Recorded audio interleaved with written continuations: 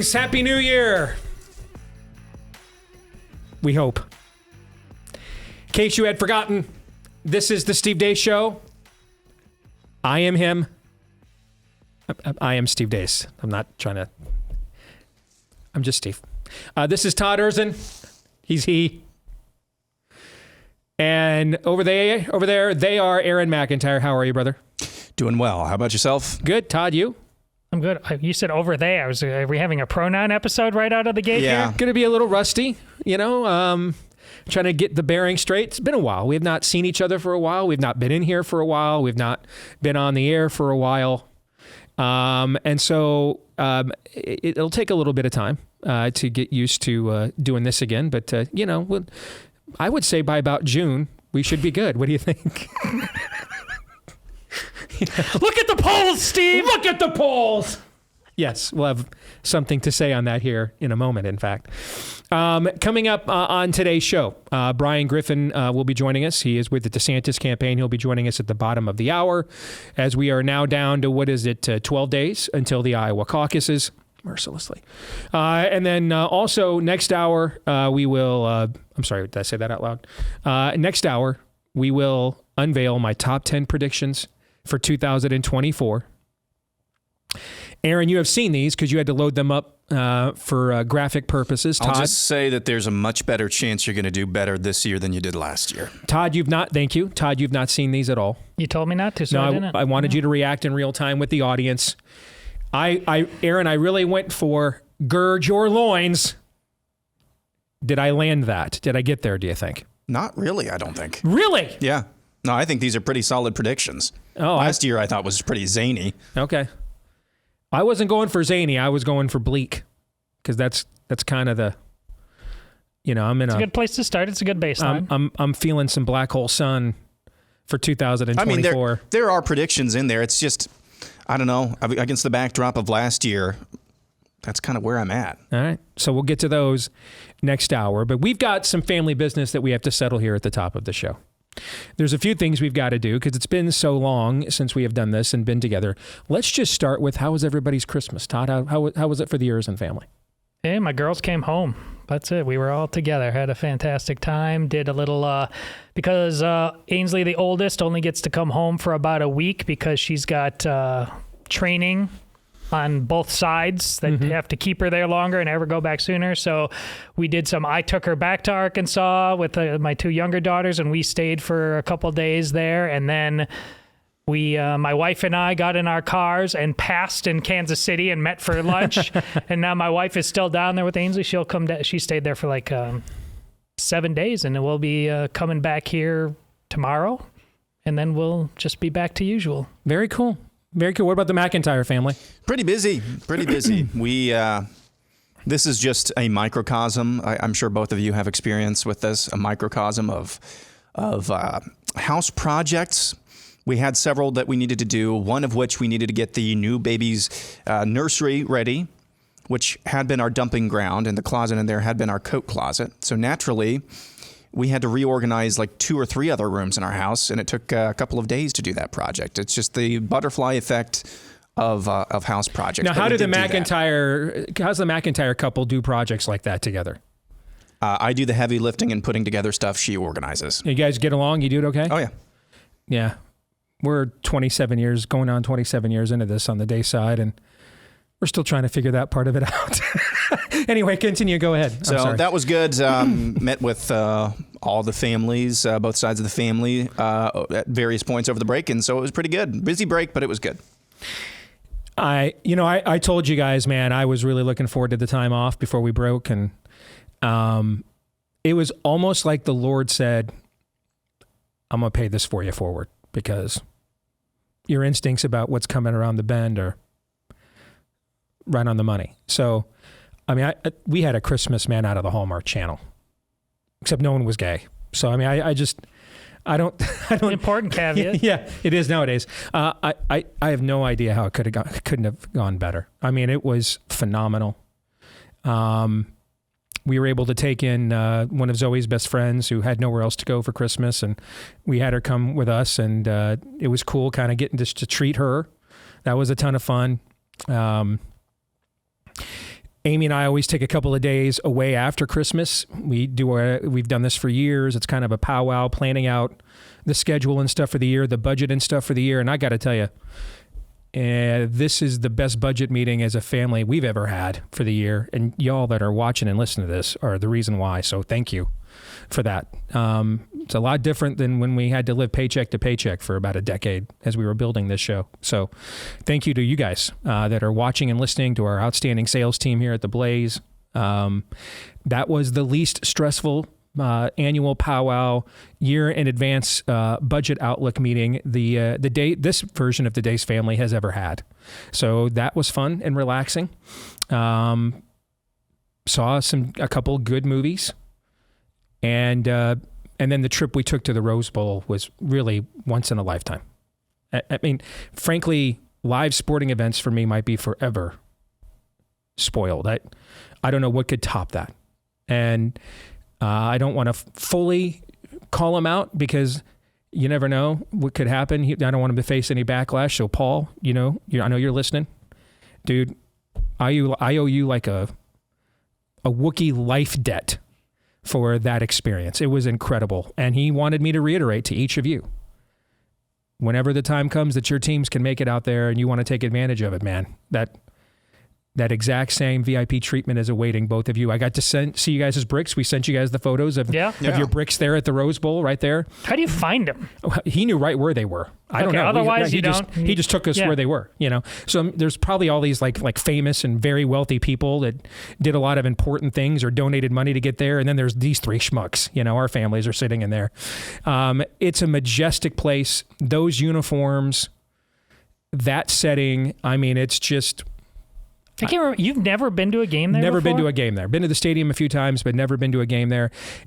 And from a cultural standpoint, this is how I described it on the flight home yesterday when Amy, Noah, and I were talking about it.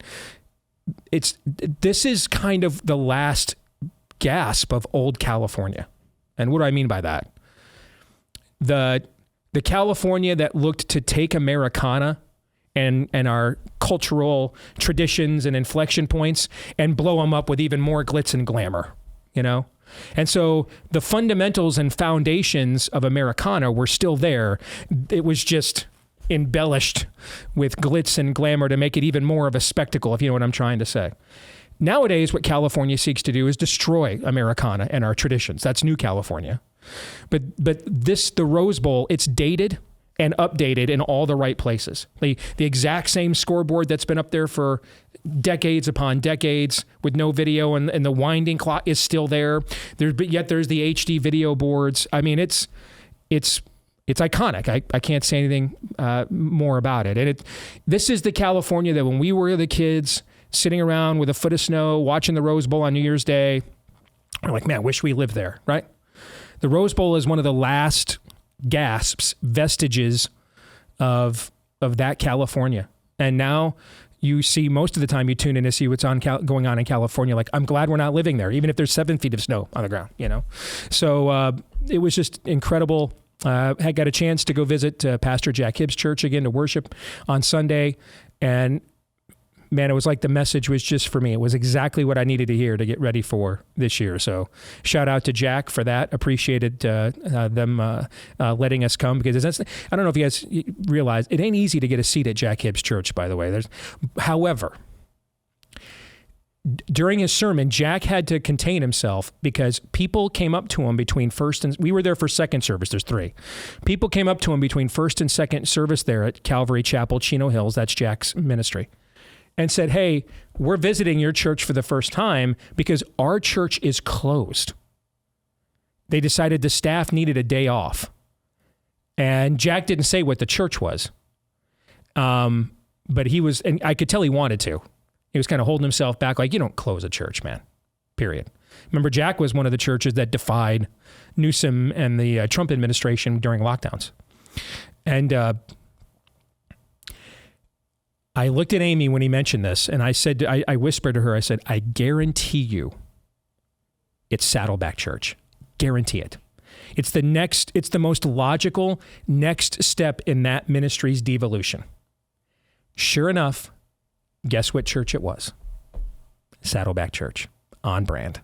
Just staff needed a day off, so we're closed this Sunday. So that might have been one of the most honest messages ever that Saddleback Church has conveyed in many a year, in fact, albeit unintentionally. One moment, though, and I'm going to be telling this story, and I posted a bunch of videos and pictures. You can see it all in my Twitter feed at Steve Deace Show. I mean, we don't need to rehash all that, but one thing that I didn't post, and I got to tell this story, man. I'm going to be telling this like the rest of my life. All right. So you met that right where the Michigan player decided to try to catch a punt inside the 5, coming off the bench and having not played all game long for reasons only Allah knows, and fumbled it. Okay, nearly lost us the championship right there. We were sitting right there. That's right where we're sitting. So the stadium is about 60-40 Michigan fans. And so right where it begins to curve into where it's 50-50, that's right where we're sitting down there, and right, on the lower level right there. And so behind us came to sit just one of them was an absolutely obnoxious, belligerent Alabama fan. From the moment the game kicked off, he started in, roll Tide, roll damn Tide, roll effing Tide. I mean, just over and over and over and over again. I love that. I'm looking over at Noah, man. Okay. And this kid has jacked himself up. He's lifted a lot of weights the last year or so. Okay. And there's a lot of testosterone in there that he's still just a 16-year-old kid. And he's having a hard time. He's got this look on his face like someone has to die here for this. All right, a sacrifice has to be made. But I mean, I can't tell who. I've not turned around to look who's behind us, so I don't know. I'm thinking with this big bellowing voice, this is probably some Alabama fraternity kid who's probably like 6'2" and 250, and I'm worried about Noah turning around and getting stomped, and I've got to pee really bad. So I'm like holding it the whole time, all right, because I don't want to leave Noah with this guy going off, And when Michigan had that to drive where they threw that touchdown where our number 7 receiver outran the entire Alabama defense, because SEC speed, and we went up by a touchdown, Noah turns around. Oh, I forget this part. So whenever Michigan would run the ball, the guy in the back again would go, just run the ball. Big Ten football. Just run the ball. Big Ten football. Just run it. Just for reasons. All right. When we scored on that play, Noah turns around. All right. And the crowd's going nuts. And Noah turns around and he flexes on this dude. He goes, that's Big Ten football. Roll Tide. How you like them apples? And I'm like, all right, Dad's got to jump in here. Okay, and I jumped in, put my arm around and said, hey, dude, bud, okay, it's just a game, man. I know it's annoying, it's grating, but it's just a game. We don't have to get in a fight, get kicked out of here over a football game. I had to get him calmed down, okay? And finally, after I got him calm, I looked at him, I need to pee. Can I go?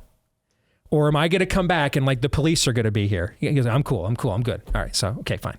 So I go to pee, get back, all right? So I finally now get to see who's been sitting behind us.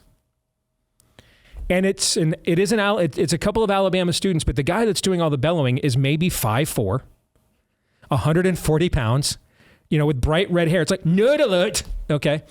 And it was just, here's what's funny though, that after Noah did that, he was much more polite and talked to us the rest of the time. I think he kind of got a little intimidated. But it was weird because his dad was with him, it turned out. And so like, he would like, roll Tide, roll effing Tide. And then, yes, Father, what can I do for you? It was like when the conversation turned to the game, he became another human. And then after that, he became this very proper, respectful son. But I mean, oh gosh. I mean, if you could have seen that, he turns, yeah, that's Big Ten football. Oh boy. Anyway. My favorite part of that whole story is the implication that the only insane fans are on the Alabama side. Yes. Everybody on the Michigan side is just very couth, and I did not mean to imply that, because that is not true. No, that is not true. All right. All right. So with everybody updated on how our Christmas vacations went, Noah gets a helmet sticker though. For nearly getting us which you've admitted. You admitted. He kept you in your right mind. I was. I mean, we're out there making every mistake I've watched Michigan make in Rose Bowls my entire life. And Amy and I look at each other and we're like, we got to beat traffic. Let's just bust out of here. I couldn't believe you. And Noah puts his foot, he's more of a man than me. I mean, he put his foot down and said, no, man, we're staying to the end. Can't wait to. I'll see Noah at school at some point. Can't wait to shake his hand. He saved you, man. He did. Saved you. He did. No doubt about it. And, we always want our kids to be better than us, right? So he's clearly on the path, on the way of accomplishing that feat. So thank you to Noah for that. All right, let's talk about what's coming up on the show this year. And there's 3 things that I want to mention. We have already spent the least amount of time talking about polls and analyzing them than I ever have in my entire career.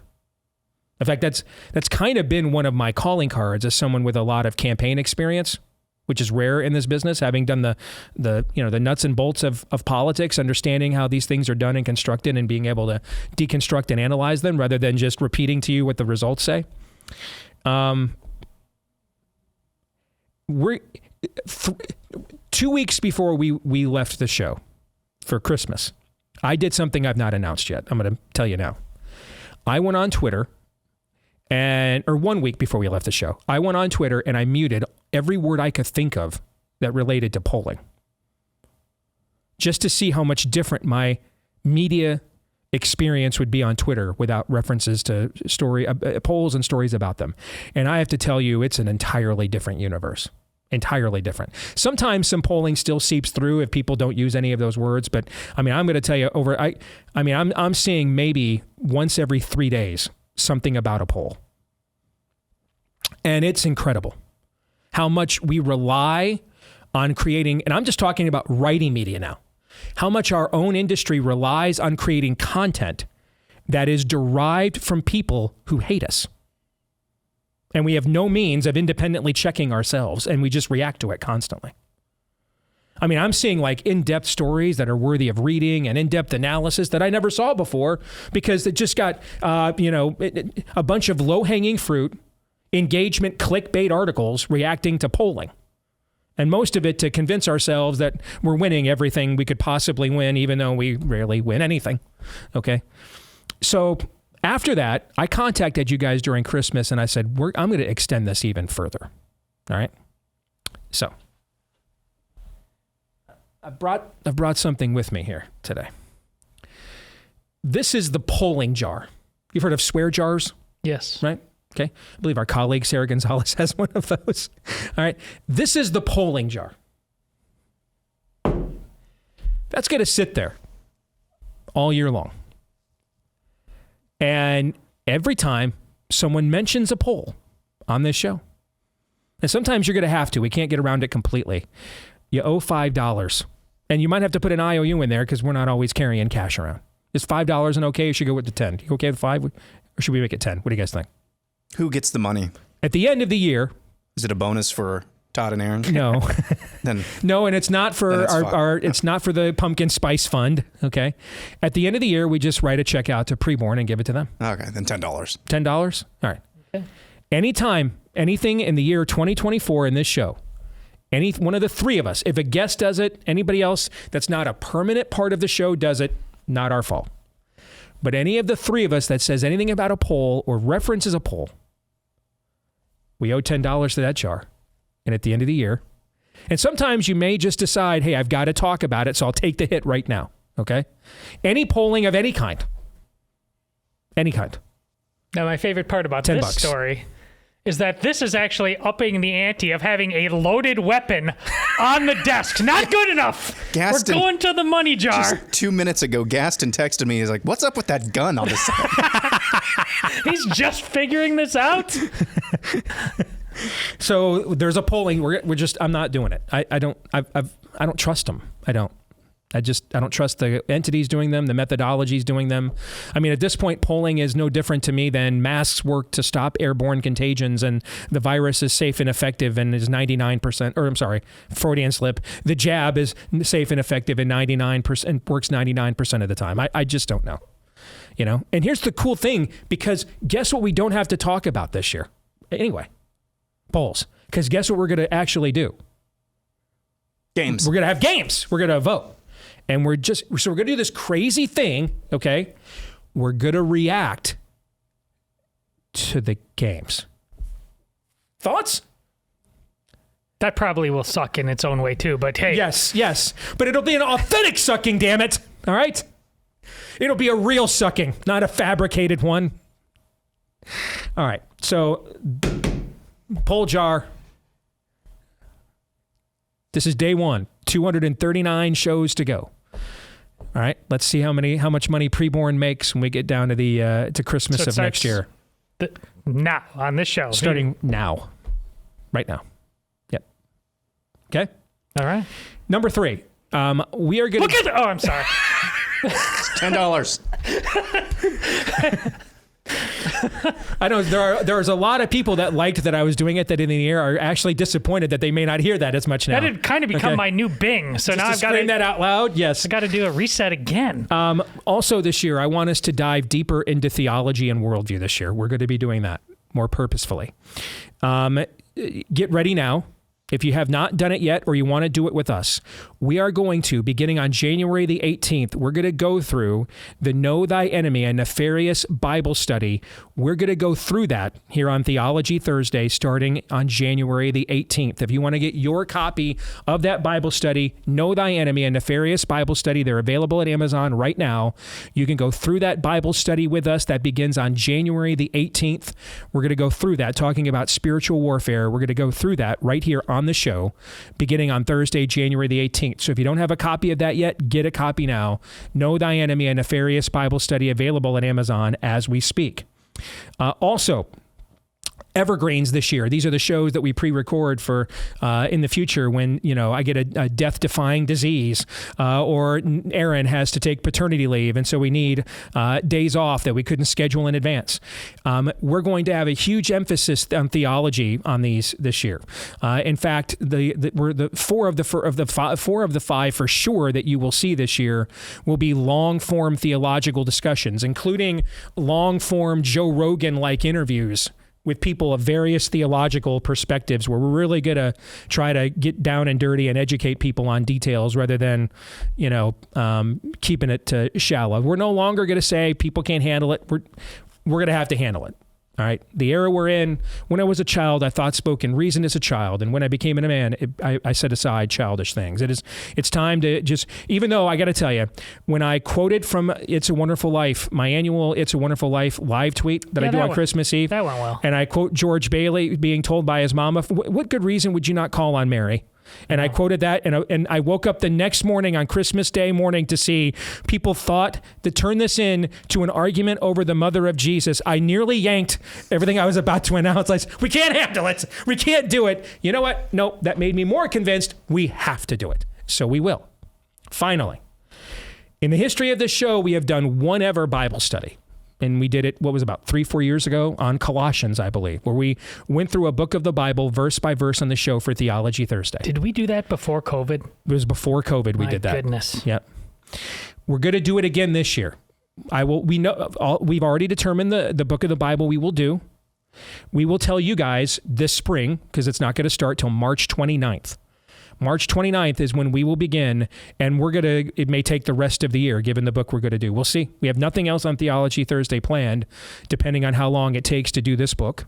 Revelations. No, sorry. No. We're going to do this, and we're going to do this also from the perspective of, I'm going to go get Charles Spurgeon's commentary on this book of the Bible, maybe the greatest English-speaking Protestant minister in the history of the church. Todd has been invited to go get a commentary on this book of someone of Catholic renown, like Augustine and Aquinas, whoever you want, a current priest that Todd admires, because that'll be a part of the conversation as well as we discuss this, going through it verse by verse. That will begin on March 29th of this year after we come back from spring break, and it may end up taking the rest of the year given the book we're going to do and how dense the material is. And we'll tell you what that book of the Bible is coming up here later in the spring. Thoughts on that so far? Well, I like how you set that up with the Mary conversation. If we can have more followers of this show rather than less after what we're about to try, that's a miracle. But isn't that the case on this show every single year? Yeah. Every single time this mic goes on. Yeah. Looking forward to it. I think Theology Thursday is probably what I'm looking forward to the most this year. And it's one of the things we get a lot of feedback on anyway. And so, I mean, who knows from week to week just receiving feedback from the previous week's Theology Thursday. That might take up a lot of time as well. So delving more into worldview and theology, which has been the show's prime directive ever since I was listening to it back in 08, 09 on WHO when you were still on WHO. That's always been the prime directive, and just doubling and tripling down on that. Looking forward to it. And that brings me to what the show theme is for this year. The theme of the show for this year is dominion. As in, control what you can control. Many of the things that we're going to be asked to focus on this year, we have no control over. I have no control over whether the potential Republican presidential nominee can evade 91 felony indictments. Todd, do you have any control over that? I do not. Aaron, what about you? No. I have no control over what Democrat secretaries of state are going to do about ballot access or who they're going to allow to get access to. I have no control over, Fox News acting and behaving as if it's a super PAC. I don't have any control over that, and neither do any of you. And we spend way too much time in this industry and as a movement focusing on the things that we cannot control. So this year, we're going to be more practical than we've ever been. We're going to focus more on the things we can control. We all have spheres of authority, our families, our communities, our work, our giftedness. We're going to focus much more of our time on focusing on the things that we can control. Where is it? What's the first commandment that God gives to humanity? I've given you dominion over this earth. Go, subdue it, multiply. After the flood, by the way, God repeats this in a way to Noah and his family. Go, subdue the earth. In other words, subdue is another term for dominion. Go fruitful, be fruitful, multiply. We are going to focus this year on controlling what we can control. And that means we're probably going to do a lot of content and topics, not a lot of the other people you're following or doing. But in the end, I don't want to waste my time. I'm in my 50s now. Time to redeem the time, for the days are evil. And last year I had 2 near-death experiences. And one lesson that teaches you is nothing's guaranteed. Nothing. One of them, I came back from an all-time career highlight. Red carpet premiere of a movie I executive produced. And the next thing I know, I'm in a hospital and I may never get out. That'll remind you. Don't take any of this for granted. So I'm going to do, and we're going to do as a team, as much as we can possibly do to encourage and equip every one of you tuned in right now to try and take control of what you can control. No more waiting for Abba Father to do something spectacular to save us out of this mess.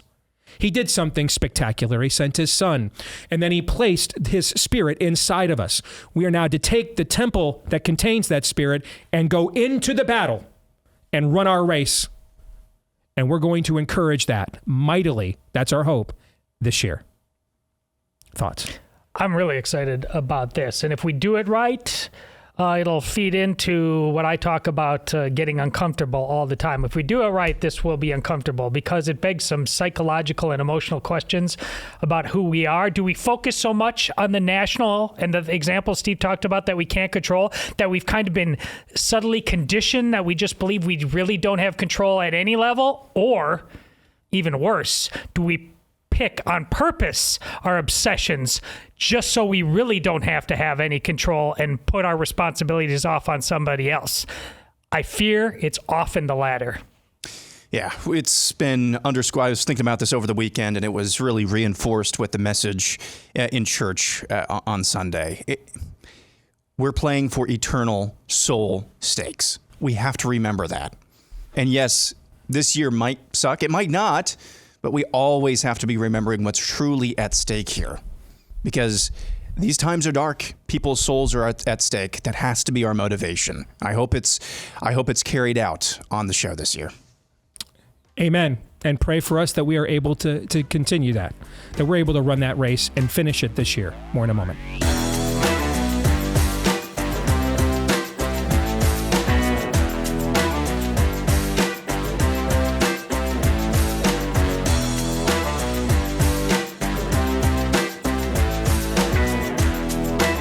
All right, back here on the Steve Deace Show alongside Todd Erz and Aaron McIntyre. Happy New Year. It's our first show of the year. We have with us Today, because we have this little event coming up 12 days from today, the very first votes in the 2024 presidential election will be cast right here in our home state of Iowa. And the first in the nation caucuses. Bryan Griffin is here with us from the DeSantis presidential campaign. Bryan, Happy New Year, man. How are you? Thank you. Happy New Year. Thanks for having me. We're doing good. So tell us a little bit about your background and how you and why you ended up getting hooked up with the governor and his campaign. Interesting question. I went to law school, decided not to practice law, which I think was one of the best decisions of my life. So you made up for it. That's okay, right. Good. Yeah. Ended up actually doing some pro-Israel advocacy. I was the national field director for the Maccabee Task Force, which was a group that was designed to go to college campuses and speak about Israel and try to fight back on some of these narratives. And in doing that, I moved back to Florida and started to pay attention to what Ron DeSantis was doing in Florida. I'm a lifelong Floridian. I was born and raised in Florida. And I just absolutely loved seeing this kind of refreshing take on what it could mean to be a leader. Mm-hmm. He said things that he was going to do, and then he did them. And he made Florida a better place for generations. I was thinking, gosh, my kids are now set up. My grandkids are set up. I got to get behind this guy. So I asked to interview with him and got the job. I see you've got lifelong New Yorker Sean Hannity moving to Florida now. Everybody is moving to Florida. I mean, if that is not the number one scoreboard right there, even our greatest critics are moving to Florida or vacationing in Florida while they've got their states locked down. Your primary opponent, he moved, lifelong New Yorker. Donald Trump, he moved to Florida, if I recall. Correct. Everybody. And so they must be doing something right there if that's where Mr. Trump decided to move his base of operations. Right? Yeah, exactly. And he is doing something right. So what is Ron DeSantis doing? He is fighting back on the issues that have plagued people for so long. You know, he's insisting that we have law and order. He's paying down our debt. He's keeping freedoms protected. And he navigated COVID so well and beat Fauci that people took notice of it. People want to live in a free and fair society. That's what he brought to the table in Florida. That's what he's going to do as president. Let's talk about that governance then, because I do think, and one thing I've pointed out on this show for a long time is that I just don't think our side has either been able and or serious about actually governing. I mean, it's live or die every election on the right. Okay, but then if we win, what happens? Yeah. And one of the reasons we've had difficulty governing, and you see this in the Congress, for example, it's not their slim majorities. Democrats had the exact same slim majority and impeached Donald Trump over something that turned out to be true anyway. They don't care, all right? But so how are they able to do that? It's that they actually have an ideologically aligned political party. The right does not. The right is an amalgamation of different viewpoints that are just essentially anti what the Democrats stand for. But counterculture. But when they try to come together to govern, people who think corporations rule the world, like Nikki Haley, okay, and people who believe in the Constitution, like Ron DeSantis, they have a hard time coming up with the alternative plan then. And you saw this in Trump's administration. He kind of put all these people together. And so when the people who believe in the Constitution were empowered, good things happened. And when the people who believe that corporations are God were empowered, bad things happened, right? Or people who believe the bureaucracy is inevitable, bad things happened. And so what we saw in Florida is your guy was able to govern just basically off of nothing else other than a courage of conviction. But then when the results showed to be positive, then a lot of other people may have been like, I don't buy it. That's not who I am. I'm kind of, this is too harsh, or this is going too far. Suddenly, victory has 1,000 fathers and defeat is an orphan, right? And now you've seen the entire Republican Party grow to historic lengths in the state of Florida without actually compromising or moderating on any meaningful or significant issue whatsoever. I think Ron DeSantis had about a 300,000 Republican deficit in Florida when he became governor. There's now a 500,000 benefit. There are 500,000 more Republicans than Democrats in Florida. That's incredible. Because of what he was able to do. Say that again. That's absolutely incredible. 500,000 more Republicans than Democrats in Florida.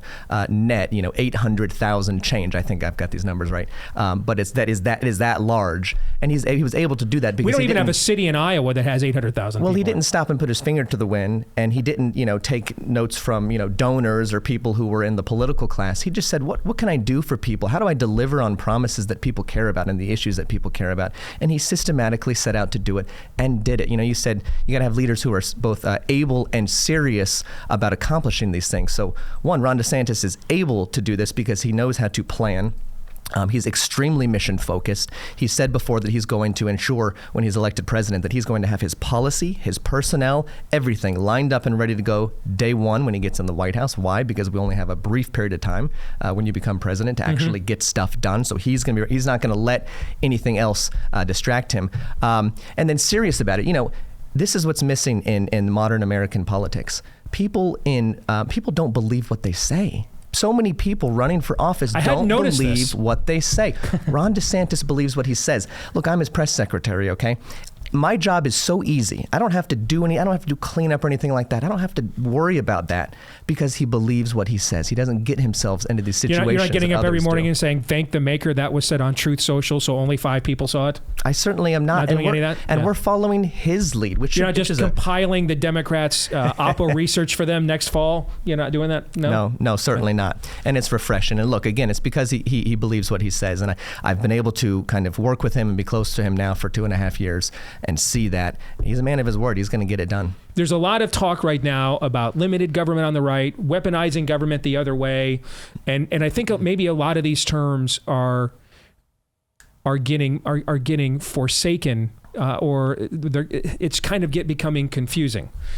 It's really about righteous government, doing the right thing, and if the right thing means that is something that government should not have a role in, then that's the right thing.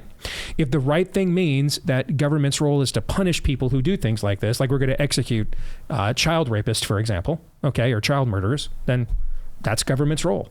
And that's a clarity that he's demonstrated in Florida when it has been about not using power because it wasn't the right thing to do, right, or using power because it was the right thing to do. Go further. Tell us more about that. Well, 100%. Our leaders have to have a sense of right and wrong. They can't be beholden to any other thing, besides that, right? So like when he takes an issue, for example, like Disney, okay? Well, there was 100 different people in Florida screaming, you cannot stand up to Disney. They're the biggest power in Florida. They own politics here, yada, yada, yada, donors, etc. None of that mattered. What mattered to him was what was right about this. They're fighting against a legislatively enacted law of the state, and they're fighting to indoctrinate children. There's nothing right about that. That's wrong. So he did what he knew was right. He stood up against them. He got the Parental Rights and Education Bill across the finish line. And time again, he's got a record of doing that. Same thing with COVID. What's right and what is wrong. I know what the entire establishment narrative, media wants me to believe. I know how hard the pressure is. I know where the political winds lie. But I've got to put that aside because I've got to do what's right for people. It's not right to be locking people in their homes. It's not right to be forcing people to wear masks. It's not right to force medical procedures on people against their will and when we don't have proof that these things actually work. So he took those kind of just righteous positions time and time again and stood on those no matter what come hell or high water. That's what makes the difference in a leader, and that's what makes Ron DeSantis the best choice for our next president. And your 2 primary rivals in this race actually opposed this. Trump actually took Disney's side, but again, this was on Truth Social, so probably 10 people saw it. Nikki Haley went so far as to go on national TV and invite Disney, hey, come to my home state of South Carolina and indoctrinate and help mutilate our kids. We'll take your money. Again, I think all of these things are based on, okay, well, what's the right political thing for me to do? Nikki Haley will take, 3 positions on a 2-sided issue. And Donald Trump doesn't have the kind of core of convictions. I don't think he's been a conservative his entire life, and I don't think that he lets that guide him in his decision making. He also gets very distracted with things that matter to him and about him. That's why he put so many bad people around him. That's why he let the media, ring his cell phone and make so many kind of decisions for him because he cared about what people thought about him. Like he even admitted I couldn't fire Fauci because I couldn't have tolerated the media firestorm. The media would have killed me for it. That doesn't make any sense. Ron DeSantis would have fired Fauci and then, would have been gone on to the next Not thing. given him an award for a poisonous jab on his last day in office? Not done that? That's right. Okay. Ron DeSantis doesn't. That's what Trump did. He gave him an award, if I remember. He doesn't care what people, what the media and the kind of cocktail class think about him, which is great. So many people get to Washington and they think, well, how am I being written about in articles, or am I going to be invited to the right party or whatnot? And that's why we have these people that we have so much kind of hope in that get to Washington and become these complete, the antithesis of what they run on. They don't believe in what they say, and they care about the things that aren't the issues of the people. We don't have those issues with him, and so with everything that we have at stake as a country, I mean, with us being at just the breaking point on so many issues, we've got to get this one right. It's not Donald Trump deserves another term. It's who is the best person for the job, who believes what they say, who's going to deliver on the things that we need to be delivered on, the border, on the economy. Only Ron DeSantis can say those things. You mentioned the border. I saw a number this year. There have been about 150,000 deportations this year. We took in over 300,000 illegal aliens, or I would call them invaders. We took in over 300,000 of them in December alone. And there were about 150,000 deportations for the year. That is simply not a sustainable society, Bryan. It's like the willful destruction of what else would it be? I understand this is a loaded term, and I understand why. But if what is going on at the border is not intended to be a replacement, then what is it? What's going on? Yeah. If the goal there is not to create an alternative electorate, then what else? What would tell me what other reason that would exist for why this administration is allowing this to continue? Well, it's just unacceptable that the southern border has been a problem for so long. I mean, decades we've been talking about this, and we've had people who have said, I'm going to, run on this issue. I'm going to build the wall. I'm going to have Mexico pay for it. And what is Donald Trump saying now? Oh, I never really meant that. I never really had a mechanism for making that happen. No, you find the mechanism. You make it happen. You're the president of the United States. Why not just say to Mexico, we're going to offset your foreign aid every year until the wall is built? Or as DeSantis has recommended, you tax remittances. Yeah. You can do it. You can get it done. This is America. We can do great things. We can build big things. We've got a history of doing that. The southern border wall can be done. So what are you seeing on the ground in Iowa? We're 12 days out. This is I think the most peculiar caucus cycle, and I've been a part of every one since 1996 as a guy that was, a grunt volunteer for Alan Keyes at the Iowa straw poll, and a guy who went to Phil Graham's birthday party at the straw poll in 1995, to a guy that has been, fortunate or cursed to wield at least some level of influence in this process years later. So I've kind of seen it all. Yeah. I've never seen anything like this cycle. I was telling a friend of mine that you probably know on the phone the other day, I don't have a clue what a Nikki Haley yard sign looks like. If you sent me a graphic, that looked professional and said, "Hey, here's it," I'd be okay, cool. I mean, because I don't know what to compare it to. I don't have a clue. I don't see anything on the ground that indicates some candidate has some 99-point lead. But I don't know what to think. So you tell me. So what I can tell you is what we hear from people. We go to events. Our events are always packed out, and people come up to us and they say, "This guy's the real deal. He's talking about what I care about. He's answering my questions. I know that he means what he says, and he's going to take care of the things that matter to me. And I came in here and I was for X, Y, or Z candidate, and now I'm for Ron DeSantis." That is consistent with all of our events. We're going to drive that turnout, and we're going to make sure that we get this Iowa caucus done. All throughout this process, much has been made about your organization. I've talked about it. I've said, hey, I had a hand in building the Cruz organization here in 2016. And I think the organization that the DeSantis campaign built is even better than what we had. But much of that was performed by your super PAC, which has gone through a very well-known upheaval here in the last month. So I think that's a question a lot of people have for you guys is how intact is that organization despite the upheaval that has occurred in the super PAC? Super PAC is going to deliver. It's fine. I mean, of course, there's all types of boardroom palace intrigue that the media wants to cover, and they want to make that into this race. But absolutely zero people at these events, at these town halls, are asking questions about the boardroom or the super PAC. They're asking questions about, why is the southern border still an issue? Why is it so expensive for me to fill up my gas tank or buy groceries, and what are you going to do about it? So that's not going to be a problem. And it's like you said earlier, your show theme is going to be Dominion. So this campaign is laser focused on what we can control. We're going to make sure that everybody is coming out to vote, that we've got our precinct captains in place, which we do. We have 1,500 precinct captains, that we've got caucus speakers at every site that we can, and that we are engaging as many Iowans as possible. That's what's going to win this. It's not going to be the media, the chattering class. None of these things are going to win the Iowa caucus. all of the Iowa caucus is hard to poll. It's hard to predict because there's a lot of elements in terms of coming out to caucus. It's cold. It's late. You have to go socialize. All of these different things. That's what the polls don't capture. The media wants this to be over. They wanted us to drop out in July. We are in this to see it to the end, and we will. What's the biggest challenge you guys have as a campaign here between now and caucus night in 12 days? Well, just keeping up the level of activity that we have. It's been nonstop for us, and we're glad to be doing it. The governor sets the work ethic here. Work ethic, ground game, and organization is what's going to win this, and we're going to keep that up. Todd and Aaron, we got about 2 minutes. Anything you guys want to discuss or add to this conversation? When you say he's answering, addressing the issues that we have, but beyond that, more of a pathos. Like, is there a real sense of hope and optimism? Is it more an 11th hour now or else? Is there a sense that the energy? I mean, we talk a lot about the excuses people find to not get out. Honestly, sure. I have to go social.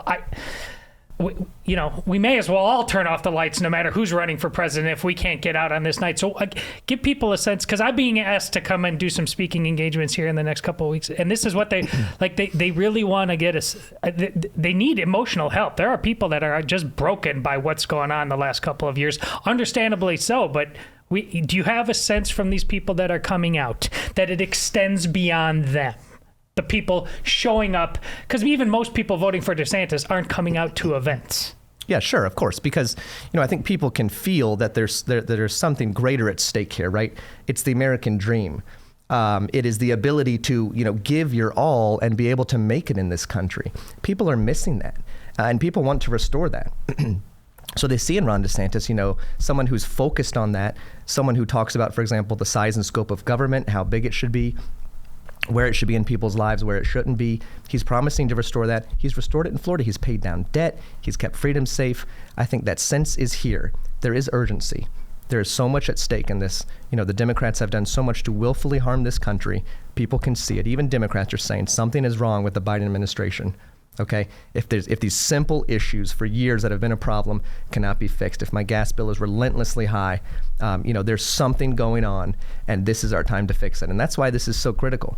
We can't, this election cannot be about anything else. It cannot be about Donald Trump's issues or Nikki Haley's donors' issues. It has got to be about what people, need in their everyday life, about the American dream and about restoring this country. We are in a state of decline, but it can be reversed, and Ron DeSantis will reverse it. Thank you, Bryan. Thank you so much for having me. You bet. When we come back, my top 10 predictions for 2024. Hide the women and children. Next.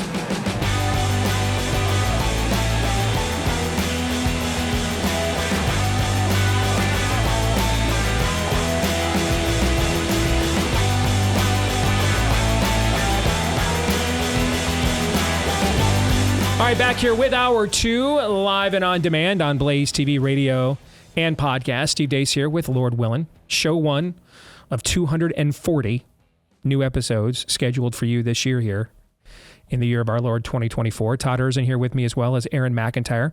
Let us know what you think about what we think. The stevedeace.com inbox is back and open for business. Email us, steve@stevedeace.com. That's DEACE. Like us on Facebook, me, we, and Gab. You can follow me at Steve Deace Show on Twitter, Getter, Instagram, and TikTok. And if you listen via the podcast, Happy New Year to all of you. Please remember, give us a 5-star review if you like the show. We're approaching 10,000 of those on iTunes. We'd love to break that seal and hit that threshold this year. And thank you to all of you that have already submitted one. Maybe submit another if they'll let you. And then hit subscribe, or if you are on iTunes, follow. That way, every time we do a new episode, it will show up in your feed every single time. This past December, drug shortages hit a record high. And this threatens here as we head into winter. Severe disruptions in medical treatments. There can be delays, even treatment cancellations, the unfortunate rationing of vital medications. That's why we're glad our partners at Jace Medical, they're back on board here for another year. because Jace is continually working to expand their medication offerings. They've even offered ivermectin as an option in the Jace case as well. Plus, you can buy a gift card for your family or loved ones so they can get a Jace case of their own. Personalize it. This is what they're doing new. You can now customize it to your particular needs. So this helps you to be empowered to care for yourself and to know that you have the medical care that you need, and the peace of mind to know that the medications you require won't be rationed, because Jace Medical makes sure that you have them with you already. Just go to jacemedical.com today. Enter the code DACE at checkout for a discount on your order. That's Jace Medical, J-A-S-E, jacemedical.com, and use the code DACE at checkout for a discount on your order at jacemedical.com, discount code DACE. All right, before we get to the top 10 predictions of the year, a couple of clarifications on the poll jar that have been addressed during the break, and also my inbox that we need to discuss. So, all right, we need to get some rulings here. Okay. Number one, I did reference the Iowa straw poll. And you just did it again. But that doesn't count because I'm referencing a reference. Okay. I did reference the Iowa straw poll. So I owe $10 to the swear jar. So that'll be our first contribution. I don't even remember you saying that. That'll be our first contribution of the year. Number two, I am going to exempt exit polling from this, simply because if we're going to say on one hand, we're going to emphasize the results of the games, right? Well, that's kind of the box score of the game. Is that fair? Now, who knows how accurate even those box scores are going to be, okay? All right, but it's fair for the first time, and then we will evaluate. That's fair, but you know, if we're going to cover the game, we got to mention the box score of the game. All right, and that's kind of the closest thing that we have in elections to a box score is exit polling, but we'll see whether those even stand up to scrutiny as the year commences forth. So that doesn't count. And then third, this is really cool. I just got this note from Tom Blankenship. I would like to match what you collect in the poll jar for preborn. At the end of the year, I'll donate a minimum of $1,000 and up to a $5,000 match. By the way, I'm a fanatic for Clemson like you are for the Michigan Wolverines. So that's from Tom Blankenship. And who knows, man, we might be in the same conference before this thing's all said and done, Tom. Todd, your thoughts? Never mind. All right. You don't want to give show one to me on that topic. No, because something tells me this offseason you're going to have plenty of opportunities between Monday's game and when they play again on Labor Day or Labor Day weekend. I think you're going to have plenty of opportunities to sound off on this topic. We got a lot of problems with you people. Yes, you do. All right. So 2 years ago, I might have had my all-time most accurate top 10 prediction list. I think we hit 7 out of 10 in 2022, somewhere around there. Maybe it was 6.5 because we do halves if you're close. Somewhere between 6 and 7. Mm-hmm. I know it was that. Okay. Last year was not good. And admittedly, last year, sorry, Marco Rubio, water break. Admittedly, last year, I swung for the fences of zaniness. And the only one I got right was, frankly, for me, the most important one to get right, that the movie I produced made a profit. So that thankfully happened. Okay. So this year, I tried to look as much at the spirit of the age and the signs of the times as much as I could, but also I tried to apply our theme this year of dominion, controlling what you can control. I tried to apply predictions into areas where I thought projection was more likely possible than in areas where it is not. Does that make sense? I think so. Like I have no control over the future, except the personal decisions I make in my life to alter my own future and the future of those that God has put, around and in front of me. So I'm not saying I have any ability to impact almost any of the events we're about to talk about.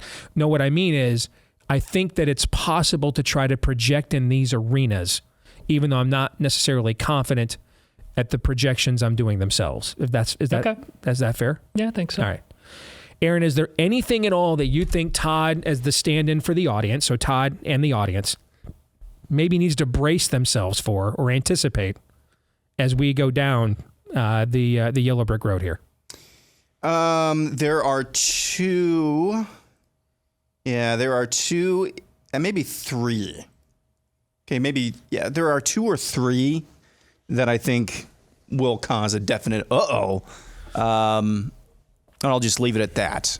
But there's one towards the end where I know you probably didn't want to make this prediction, but everybody can see the writing on the wall. And I'll tell you what I think that one is when we get there. But there is one towards the end where it's like, yeah, can see that happening. And I hope it doesn't. For the love of peace and goodness, I hope it doesn't. But there is one towards the end where it's brace yourself, gird your loins territory. Okay. The first 2 are going to be perennial categories that I do every single year. These are predictions I make. All right. So let's start with those 2. All right. So in descending order, number 10, I am going to predict that Despicable Me 4 will be the highest grossing movie of the year at the box office. Now, I will tell you though, man, even this was a hard prediction to make, given how turbulent Hollywood is at the moment. For example, you have Disney Pixar is coming out with a sequel to the 2015 smash Inside Out. Remember that movie? Mm-hmm. They're coming out with a sequel to it this year.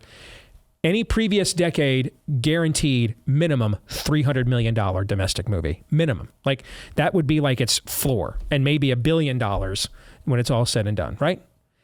Given how tarnished the Disney and Pixar brand is right now, do we know what the floor is? I don't know what the floor is. Maybe it will still be a dynamite film, but given what they've been producing recently, do you trust the current Disney Pixar team not to just totally wokeify a movie about human emotions? Yeah, of course not. We saw what they're doing with Star Wars. Yes, of course not. I mean, we need a Star Wars with a woman at the fort. We literally just made that trilogy. I mean, it was just the last trilogy they just made. But anyway, okay. So when in doubt, Universal Studios, by the way, I think for the first time ever, outgrossed Disney in a year. I don't think that's ever happened before. It happened last year. So I'm going to go with the most successful franchise that Universal Studios has ever put together, other than the Jurassic Park films. And I'm going to go with Despicable Me. And in the end, I gave the tie to a series of films that I adore. There were about 3 or 4 films I could see being it. But in the end, I decided the tie goes to something that I love that I know will land. To help me know if I agree with this or not, and I know you're good at this, which is why I'm going to ask you, rattle off those 3, 4, 5 movies that you think could potentially be number 1 if it's not this. So all right, so I would say the Inside Out sequel would be in there for sure. There's an interesting movie coming out with it's John Krasinski, Ryan Reynolds, and where a young girl turns out she can actually talk to your imaginary friends. To children's imaginary friends. Okay. And it's got an all-star voice cast. Remember Look Who's Talking when we were kids, where the baby talked and Bruce Willis did the voice? I mean, I could see this thing being kind of a smash hit, but it's not a franchise that's ever been done before, so I don't know. There is another, speaking of John Krasinski, there's another Quiet Place movie coming out this year, but it's like a prequel. It tells the story of what happens the days that the aliens arrived. But there are not a lot of tried and true dominant franchises coming out this year. Now, there will not be a DC movie this year.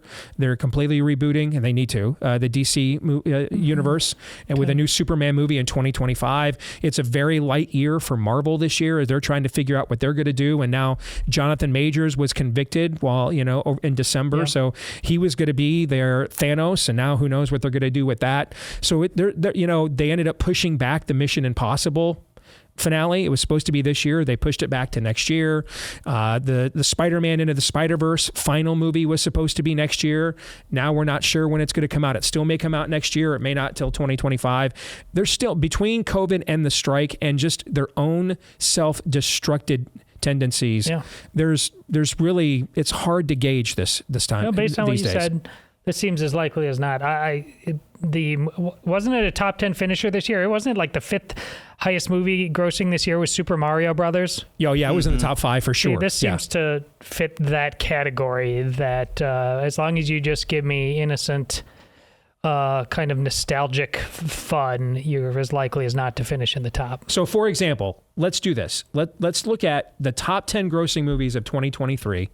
And see if sitting here a year ago, could we have predicted it would be in the top 10? All right. Barbie was number 1 by a long shot. I would have Could have predicted that. predicted Super that. Mario Brothers could have probably predicted top 10. Maybe not number 2. It ended up number 2. It was 2? Yeah. Yeah, See, it was that- a huge thing. It had That's a just long run. It's shock. I didn't see it. I don't know. It's not my demographic, but it shocks me that that's number 2, and it speaks to how crappy Hollywood is. Spider-Man Across the Spider-Verse probably could have predicted that would be in the top 10. Fair. Yeah, because of the first one. Guardians of the Galaxy Volume 3, you could have definitely predicted in the top 10. Yeah. All right. Oppenheimer, iffy, because it's rated R, even though it's Nolan. Maybe, maybe not. Okay. Because of Nolan, at least I think it would have been squeak into the top 10, yeah. The Little Mermaid, which finished 6th, but that's a disappointment. Disney was expecting much more out of that film. You'd call it top 10. But it's a disappointing top 10. It made less than $300 million. That movie 5-10 years ago would have made $500 million minimum. Well, that's why they didn't even have to make them well anymore, and they know they're going to bank on some level. Correct. Then you have Avatar, The Way of Water. That actually was released in 2022. It lasted in theaters so long in 2023 that it still was a top 10 movie of this year. After all of the hype, it's like... Compared to the first one, it's like a yawn. You would have predicted that maybe Ant-Man and the Wasp: Quantumania would have been top 10, but again, that's a disappointing. It barely made $200 million. That was a disappointing top 10. Yeah. John Wick Chapter 4, you probably wouldn't have predicted that. It's a niche franchise, rated R, but it actually outdrew Taylor Swift's movie, for example. It outdrew Indiana Jones. It outdrew Mission Impossible: Dead Reckoning Part 1, which is a great movie and one of the best movies I saw last year, I thought. And then number 10 is Sound of Freedom, which I just have very mixed feelings about. Next Tuesday, I'll unveil my top 10 movies of the year, and I'm not sure what to do with that movie. I'm not sure. It's a great movie. I don't know what about Tim Ballard's true now. I don't know what about the story that the movie even tells is true. I don't know. I don't know what to do with the film because I still think it's such an important topic, such a well-made movie. We'll talk about this next Tuesday. But I got to figure out whether I'm going to put it in my top 10 or not. In terms of quality, it does. But now I kind of feel like maybe we've been sold maybe a bill of goods here, House of Cards here a little bit with that film. What a bizarre top 10. For Indiana Jones and Mission Impossible. Hunger Not Games to get in. Hunger Games didn't make the top 10. Transformers didn't make the top 10. Creed didn't make the top 10. There was a Transformers movie last year? Yes, there was. Fast X didn't make the top 10. Okay. I mean, Wonka, well, it was released late in the year. And Wonka is very good, by the way. That was one of the good movies I saw over break. I don't know what to be like. I'm kind of encouraged that people are checking out of going to the movies because there's a lot of reasons to check out because of where the money goes. But I don't know. I don't know if that's the reason people aren't going to the movies. Are they not going for entirely other? They're just lazy and they can't even be bothered to go any. I don't know. All right, number 9. This is a dude code call. I have to stick with this. Eagles-Chiefs will collide once more in a rare Super Bowl rematch. This was my preseason pick, so I think the dude code says I have to stick with this since they're both in the playoffs. Although the way that they are playing right now, I'm not confident that this pick is going to come true. By the way, the last time we had a Super Bowl rematch exactly 30 years ago, Bills-Cowboys was the last time it happened. Any quick thoughts on that one, and we'll move on.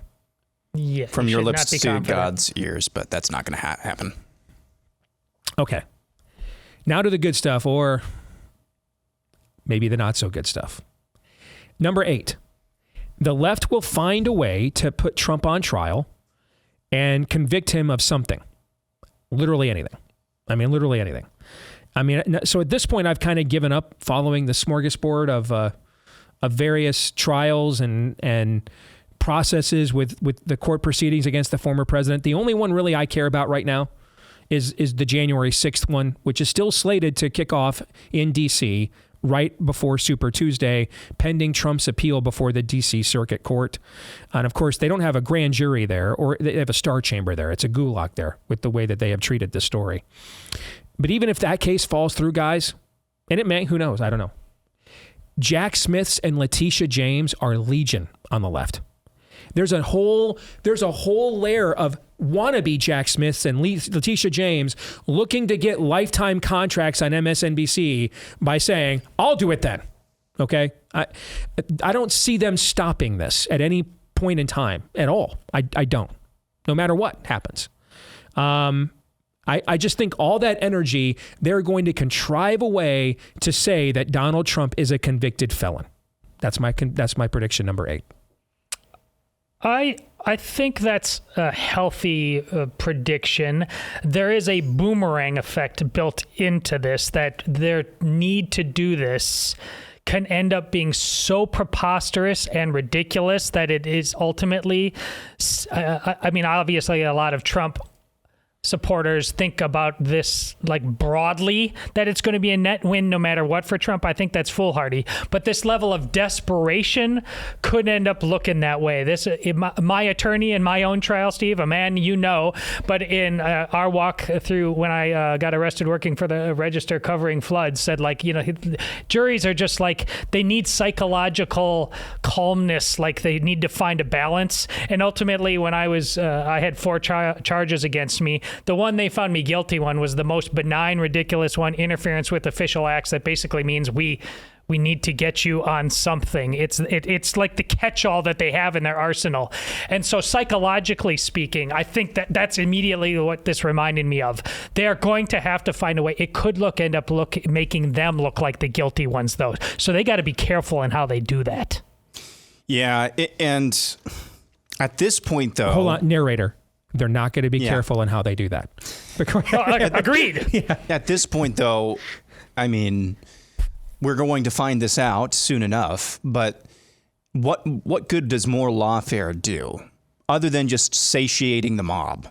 At this point, there are no more political machinations, I don't think, when it comes to the lawfare coming from the left. This is all just bloodlust. And so I think, Todd, there is kind of an element of truth to what he's saying. If the bloodlust gets so zany, I don't know. I still don't know. Here I am schizophrenic because we're trying to analyze chaos, which is the left. I don't know what the ramifications of just convicting Trump for anything, literally anything. I don't know what the ramifications of that would actually be. So at this point, this is just a feral, rabid coyote trying to chase the next carcass. I just don't know what the ramifications of this would be. And that's not your prediction. Your prediction is just that they'll get him on anything. But, and just let's say, for the sake of argument, that anything is really absurd, utterly nonsensical. Everybody's laughing at it. And then you lay that up against what we just found out yesterday, that another former president who's the same age roughly as Donald Trump just got found out to be an Epstein Island client, and that's the comparison you have? I got to tell you, this morning, I decided for fun, my idea of fun, the first piece of political media I would read this year was a corporate media account of yesterday's release of the first Epstein files. And it was fun. I mean, this strained to link Trump and Clinton and Bubba together, that they both are mentioned as having personal connections. Like, for example, there's a reference in there to Epstein saying, "Hey, call Trump. We'll take him and we'll take our girls and whoever's on the plane with us to one of his casinos and he'll host us," or something like that. And they're both mentioned, but no wrongdoing is indicated of either one. They were clearly trying to make draw an equivalency between their two mentionings in those files yesterday, for sure. Number 7. For the first time, 30% of Americans in their 40s will have never married. In 2023, this number climbed to just over 25%, the highest in American history. And I don't see any way that this trend slows down. We have the lowest marriage and birth rates in American history for a reason. We made it okay for boys who can shave. They don't have to launch anymore and become men. That's why, also for the first time ever, a stat I quoted a lot last year, a 25-year-old male is more likely to be living with a parent in their home than in his own home with a wife. That's also never happened before in American history until now. We also betrayed women by telling them they could just keep putting off marriage, pursue a career, you can quote unquote have it all. Okay. And now that they want a husband, they're unable to find a man worthy of them, given the dearth of men overall. And so to me, this is death of the West stuff. I see no way that this trend slows down. And I thought maybe I was being conservative by saying it would only increase to 30%. It's important that you just say this thing out loud. This is, the out of wedlock birth weight.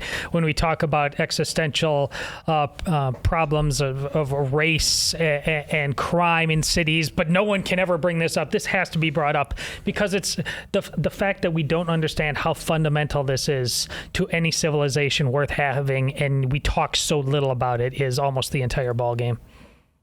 Amen. Basically what you're saying, 1 out of every 3 people in their 40s, which should be your prime years, Yep.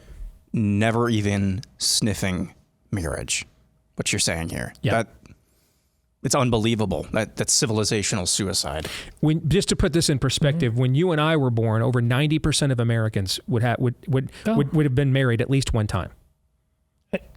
It's nuts. Everybody knows there's this gal on Twitter, Amy What's-Her-Face. And I know she's a fan of the show, but she just I don't want to that is her name. I thought you were trying to think of her name. No, Amy What's-Her-Face she goes is by her Amy name. What's-Her-Face. Yes. But the absurd. We won't go into it. But in summing up the absurdity, back and forth and everything of Calendargate, she just nailed it in like one tweet. She says, "You know what? We absolutely," and it speaks to this. We have to get so much better at a modesty in this culture. We have just made a train wreck of our relationship. She said, "But by the way, you know one of the most important reasons why marriage was so popular back in the day, and because look at your grandpa. He asked her to put a ring on it because and these are the words she used. This is a woman. She said he wanted to hit that. It's like this is like."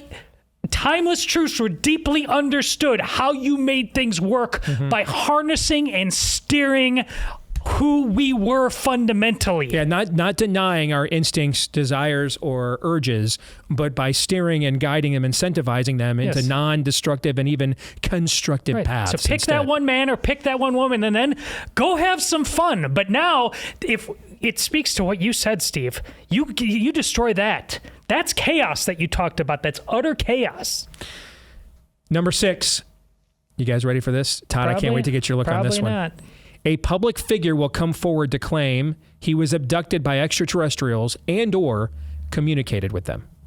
The UFO PSYOP, it just has not generated the heat the spirit of the age had hoped. Todd, we have seen headlines that when we were paranoid watching V as children, would have stopped the Earth from revolving, from turning on its axis. All news coverage would have been, a congressman says there's aliens. Nobody cares.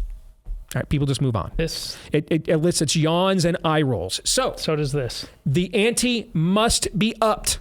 The ante must be upped. What would do it? Well, Americans love celebrity worship more than anything else. They worship celebrity more than anything else. So don't be surprised when that's the next card to be played. Who knows? Who knows, Aaron? Maybe next fall, it's Travis Kelce. NFL star, he goes from, his next heel turn goes from Pfizer sales rep he goes from trust Pfizer to they come in peace. But I do think this is what it's going to take. Someone that has some form of celebrity cachet adds their name to the PSYOP for it to finally break through to the average American. Are you moving the goalposts on this one? I thought our policy was bodies or bust. We're getting there. Okay. Hey, I've communicated. I saw the bodies. I communicated with the bodies. Nope. Do you have the body? Okay. I want a corpse. I'm just making a prediction that this is coming. Oh, I'm sure it's coming, but no. For people that don't know what Todd is referencing, I have put them through the ringer on this story, and they have been patient with me, and I appreciate that.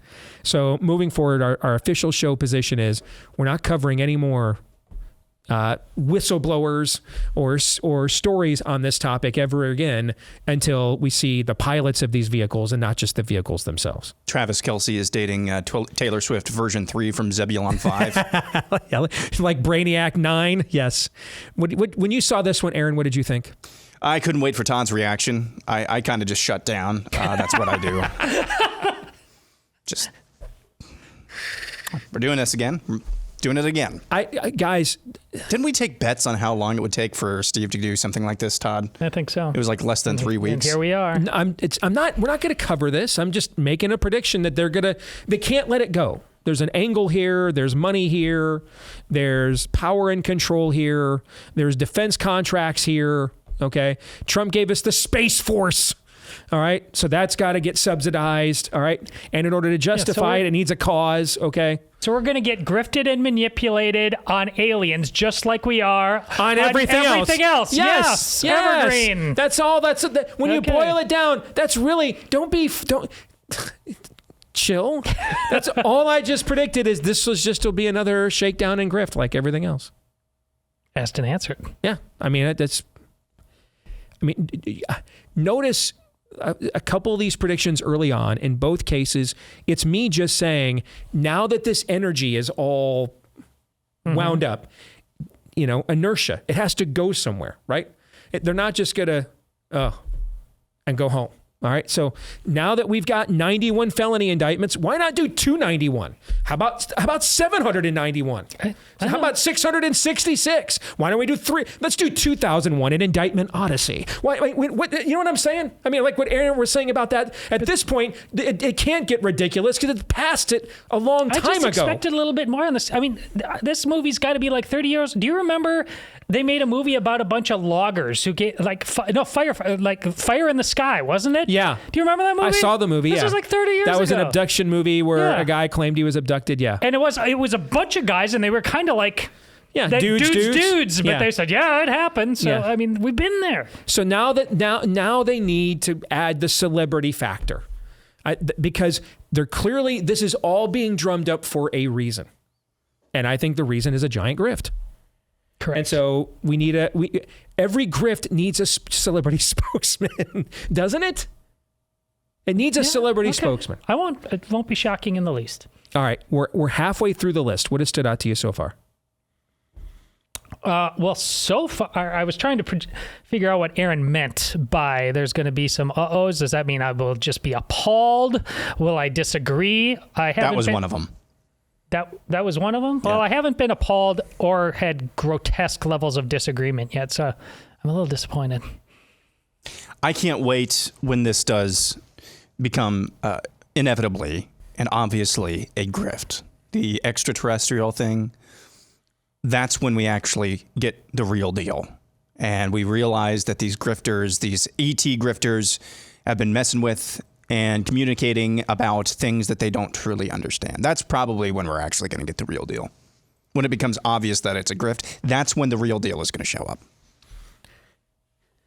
Did you guys see, real quick, longtime left-wing media personality Matthew Iglesias tweeted out earlier, now every conservative president of a major university is going to face retaliatory scrutiny for plagiarism?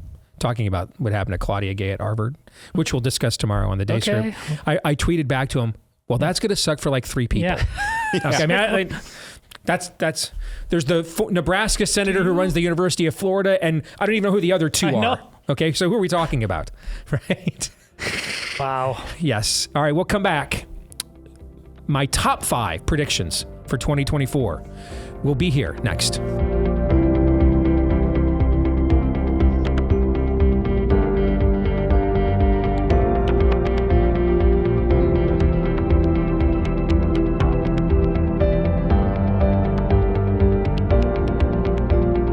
All right, let's close it out. My top 5 predictions of 2024, or 4, I should say, 2024. Let's count down from 10 to 6. Don't spoil number 5 yet, Aaron. 10 to 6. Despicable Me 4 will be the highest grossing movie of the year at the box office. The Eagles and Chiefs will collide once more in a rare Super Bowl rematch.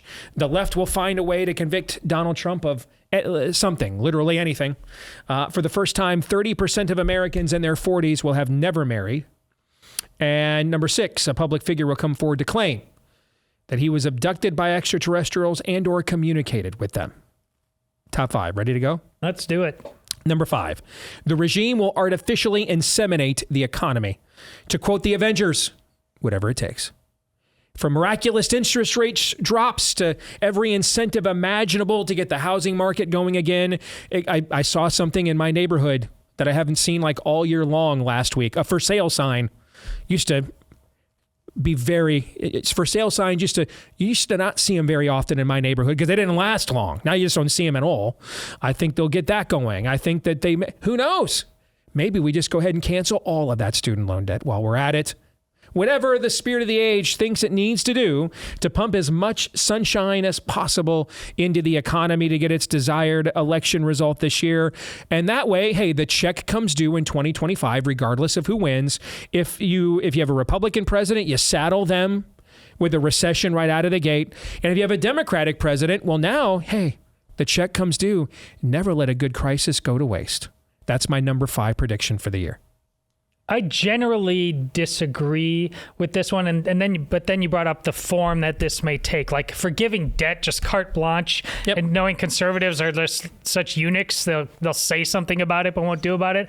I get if you view that as helping the economy, but in terms of the traditional sense, I don't think so, because I think they're terraforming this whole thing. Decay, chaos is the point. They're trying to change this thing irrevocably, and they want to give something that's almost impossible to fix for a Republican to come in. I just don't think they're going to try very hard in any traditional sense we've thought of to make it look like they're trying to pivot on the economy. Aaron? I still think that there are, again, we are in new and continually uncharted territory, but I still think that there are going to be political realities that are going to make the temptation to artificially inseminate the economy just too much to pass up. So that's as simple as dropping interest rates precipitously. That's pretty simple way to feign, or at least fake, an economic comeback. So that's, I don't know. To me, I think the temptation to artificially prop up the economy is going to be too much to pass up. Number 4, expect post-election violence no matter who wins. There are let's talk why there's not a lot of election predictions here. There are simply too many variables for me to sit here today and even predict who the nominees will be, let alone what the results of the next election will be. I guess I'm going to owe another $10. Polls tell us, for example, that it's a fait accompli that we're going to have a Trump-Biden race. Yet those exact same surveys tell us that 75% of Americans don't want that race. Can you make sense of that? There's no way out of there's no way to avoid something that a super duper majority of people say they don't want. I don't know how to make sense of that, man. I don't have a clue. Okay. I make sense of it because to them, they don't think like citizens anymore. They think as passive viewers of a show. That's what's amazing. This is still America, fair. Is it okay. not? Can you not show up and vote? Okay.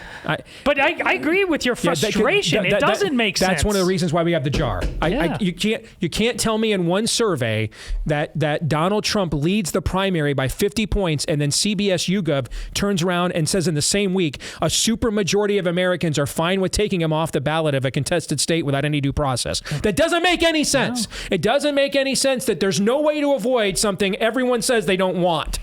Okay. I mean, what sense? Furthermore, we're talking here about 2 would-be octogenarians. One of them with no self-discipline and 91 and counting indictments, and the other one whose IQ right now is 91. If your grandfather was Joe Biden, would you be making 7-month plans? What you were going to do with Joe Biden 7 months from now? No. Hell no, you wouldn't. But no, you'd be taking this like week by week, month to month, let alone sitting here right now on January 4th and telling you with certainty what I think things will look like. What is it, November 4th, November 5th is election day? So I don't even know how to make sense of that when we're talking about 2 people that are supposedly driving this narrative are approaching the average American life expectancy. So here's what I can make sense of. Prior or after the 2016 election, we had violence. Prior to the 2020 election, we had violence. So I think there will be violence in this election, regardless of who wins. That's the one thing I can make sense of. Pre, during, post. I mean, we just saw the California legislature just kicked off a couple days ago, and it was they couldn't even get it started. They were supposed to because it had a bunch of Palestinian protesters in it. Yeah, this is the thing. People would say like Steve knee-jerks, just to have no excuse to be able to take on his actual arguments. But Steve has been there's a shooting in Iowa today. Steve has always been careful. It doesn't matter where it happens across the country. People want to instantly make it political. Steve has always been very careful about, no, we need to let this air out. We need to find out. We do not want to be a part of being salacious about this. I bring that all up because this isn't for rhetorical flourish, being salacious about it. Steve, you're just being sober-minded by bringing this up. This is. There's not much joy in Mudville in my tone of voice, and frankly, I think this is maybe the easiest prediction to nail in this entire list. That's my point. I agree. Because of what we are becoming as a people. Yes, Aaron, any thoughts? You just pointed it out. I mean, the last two elections we've had violence. I mean, that picture is from the aftermath. That's from 2017, I think, during the inauguration of Donald Trump.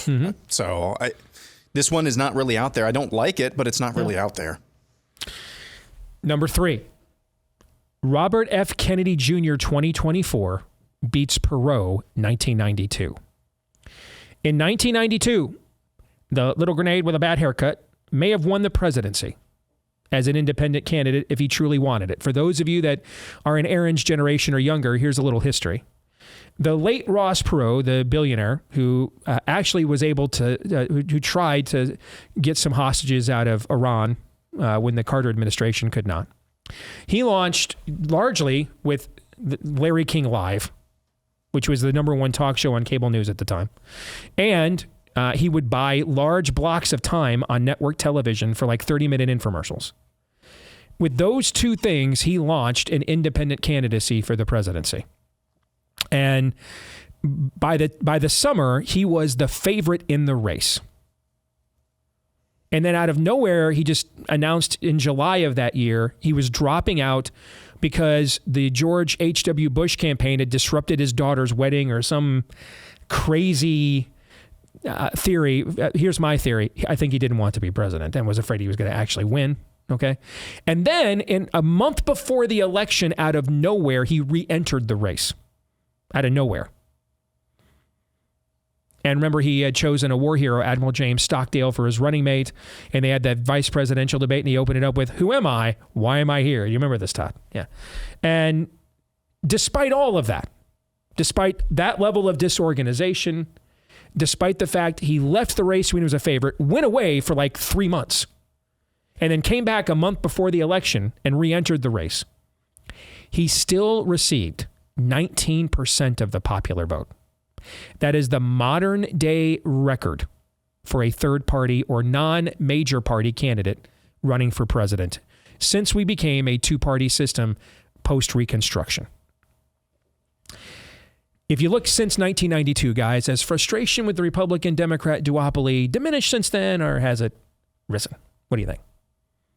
Well, on a surface level, it's definitely risen. I mean, we have had, I haven't done this in a long time. Remember how I used to do this off the top of my head?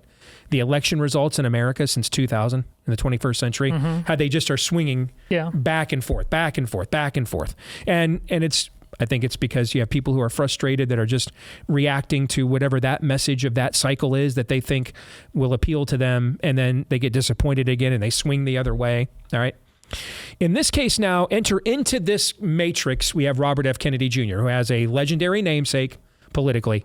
The name Kennedy is still gold for a lot of Americans, #1. So he has that going for him. But I think he also has the ability to accumulate a very unique coalition. And on one hand, if you are a millennial progressive and you're disappointed at that the Democrats still favor corporations over single moms and don't do enough to stand for the environment or to do something about predatory lending from universities and student loan debt, I could see him being right up your alley. Yep. On the other hand, if you're one of those conservatives who is like, there must be a reckoning on COVID, he's also going to be up your alley. And I think he can create a very unique coalition along with his namesake. And that's why I think he'll draw from both the dissident right and the dissident left. And we're going to cover him more this year. We didn't cover him a lot last year because he decided in the end to run as an independent, and we were in the middle of a primary now. But I believe that he's going to surpass Ross Perot's 19%, regardless of who the two major parties nominees are. That's the most interesting, the regardless part. I'm surprised that you have that level of confidence on it, but it is fascinating. I find it interesting that I'm the guy on the more skeptical side of this because of what I believe about vaccination in particular, but it's because of what I believe about, I hope you're right from that perspective, but I'm like Bane, I was born in the darkness. We just know there's more people realize that this thing is poison than other, but they still not as many as we think. I think most people are just like, thank God the vaccine came, we were all saved, right and left, they believe that. And that's why I have a hard time believing he could get over this hump. But I think your instincts are fascinating, considering you're not even putting an asterisk on it about who he's running against. What I can't tell you is who he'll draw more from. I think that does come down to who the nominees are. Okay, correct. But as in general, I think he's hitting 20%. I do. I think he'll break that record. Just paint the profile of a millennial who would be typically left, or a millennial who might be on the right side of things, who would enthusiastically vote for Joe Biden or Donald Trump should he win the nomination. Paint that profile. They go into the voting vote. Oh, I'm fired up to vote for Joe Biden. Oh, I'm fired up to vote for Donald Trump. That person really doesn't exist. Correct. And so if there's a third option there, and I'm somewhat aware of Robert Kennedy, and I saw him on social media one time, shirtless, doing backflips off of a cliff. Yeah, sure. Why not? Don't mock that. Bill Clinton basically one of the ways Bill Clinton won the presidency was playing the saxophone on Arsenio Hall. Yep. Sure. This is not new. I saw a graphic over the weekend. Boomers yelling at millennials and Gen Zers for being too preoccupied with technology, also boomers. And it's just a parade of old people pushing buttons at the casino on the digital slot machines. The idea that this is something new, unique to one generation or not, it's not. Okay.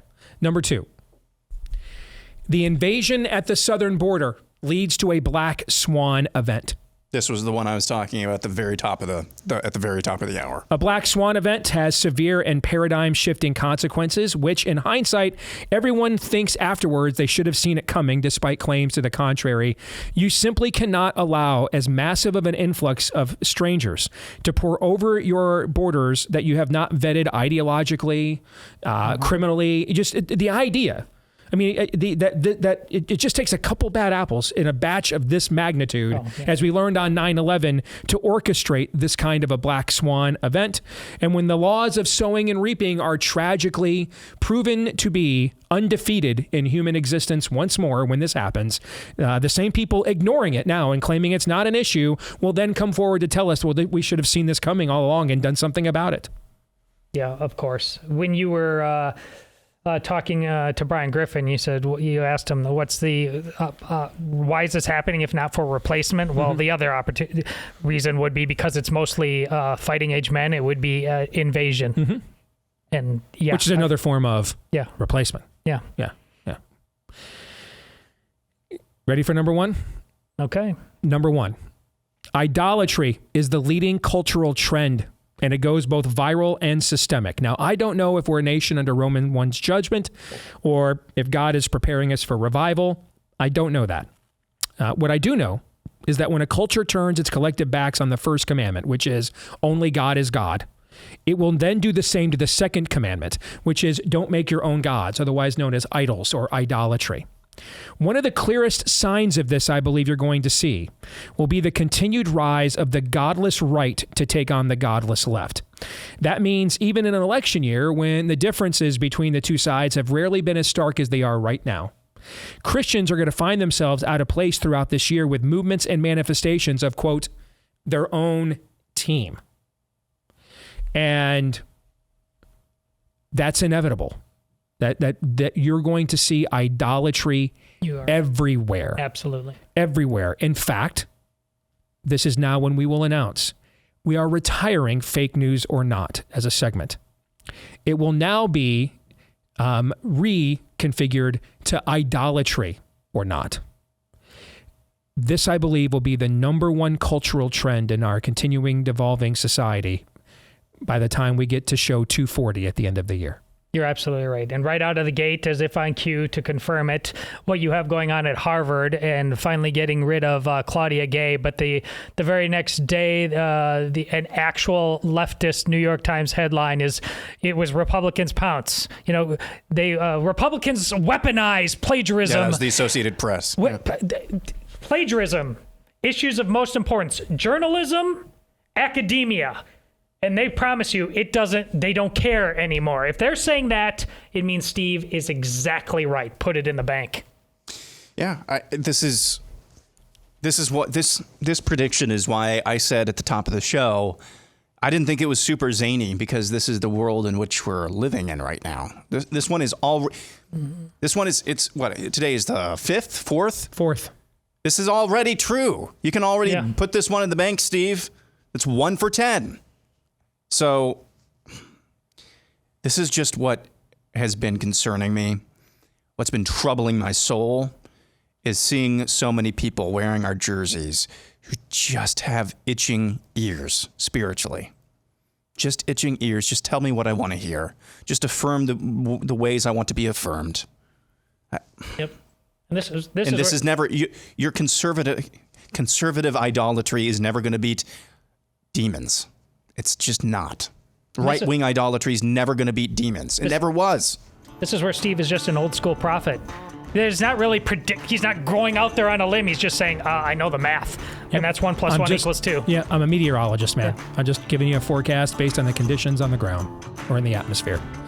We're going to stick around and do overtime. For the rest of you, we'll see you tomorrow. Until then, Romans 8:28.